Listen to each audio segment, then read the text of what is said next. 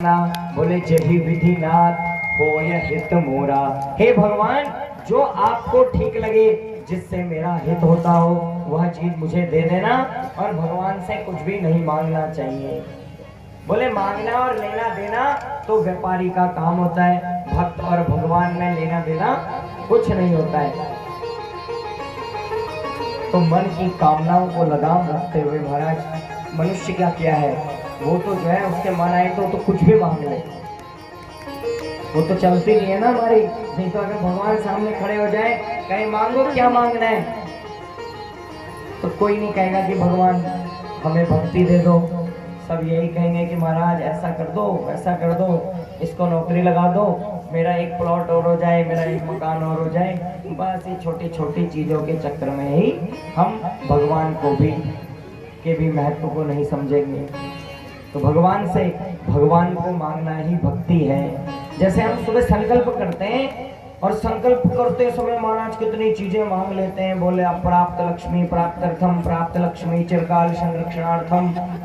भगवान, जो लक्ष्मी मिल गई है, जो नहीं मिली है वो मुझे मिल जाए, और जो मेरे को मिल गई है वो भी चिरकाल तक संरक्षित रहे। बोले राज्य द्वारे शमशाने व्यापारे, सब जगह मेरी जय हो। जब पूजा में संकल्प करते हैं सुबह, कितनी बड़ी बड़ी चीजें मांगते हैं संकल्प में कि ये प्राप्त्यर्थम, पुत्र प्राप्त्यर्थम, लक्ष्मी प्राप्त्यर्थम, धन धान्य आदि प्राप्त्यर्थम, और पशु बांधव पक्षी आदि भी प्राप्त्यर्थम। जो गोठ में बंधे पशु भी हैं उनकी भी कामना मांग लेते हैं।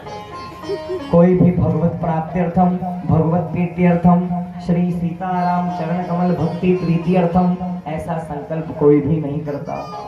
तो भक्ति भी भगवान की करनी चाहिए, तो भक्ति भी भगवान की निष्काम भक्ति करनी चाहिए, जिस भक्ति में कोई कामना नहीं हो, और उसी भक्ति से हमारी मुक्ति होती है जिसमें कोई कामना हम नहीं करते हैं। देखो, जैसे आपने पूजा की, पूजा करके आपने भगवान से कुछ मांग लिया, तो आपका वो पूजा किया हुआ पुण्य वहीं पे खत्म हो गया, लेन देन बराबर हो गया।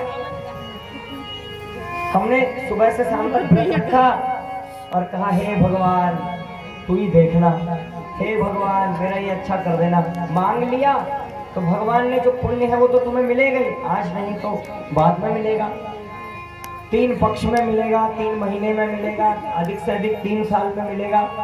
लेकिन वो पूजा जो तुमने की महाराज, वो पूजा का फल भी खत्म हो गया, लेन देन हो गया ना। भगवान से मांग लिया और भगवान ने दे दिया, उसके बाद पुण्य खत्म। और अगर भगवान को मांगेंगे तो ये सबसे बड़ी चतुराई है। भगवान से मांग लो तो भगवान अगर मिल गए तो फिर क्या चाहिए। तो ये चाह जो है लगाना बड़ा मुश्किल है।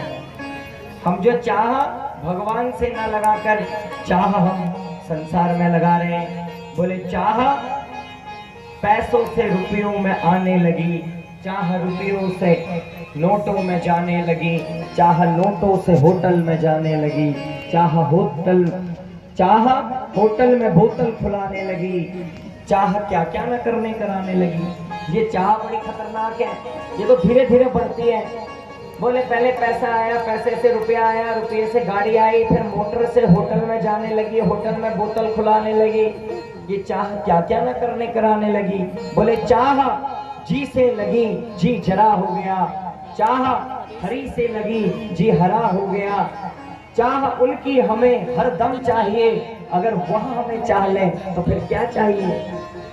तो क्या मांगना चाहिए, भगवान से भगवान की ही चाह हमें मांगनी चाहिए। तो इसलिए भगवान की व्रत का विधान बताया और कहा कि उद्यापन का क्या नियम है, इसको भी सुन लो। कहा कि त्रयोदशी के दिन एक बार भोजन करना चाहिए, तब चतुर्दशी का व्रत रखना चाहिए। और अब कह रहे हैं कि आओ मैं तुम्हें शिवरात्रि व्रत के इस प्रसंग में एक दिव्य व्याध की कथा सुनाता हूँ, कैसे भगवान के पूजन करने से एक व्याध भी जो है भगवान की भक्ति को प्राप्त कर लिया। बोले शंकर भगवान की।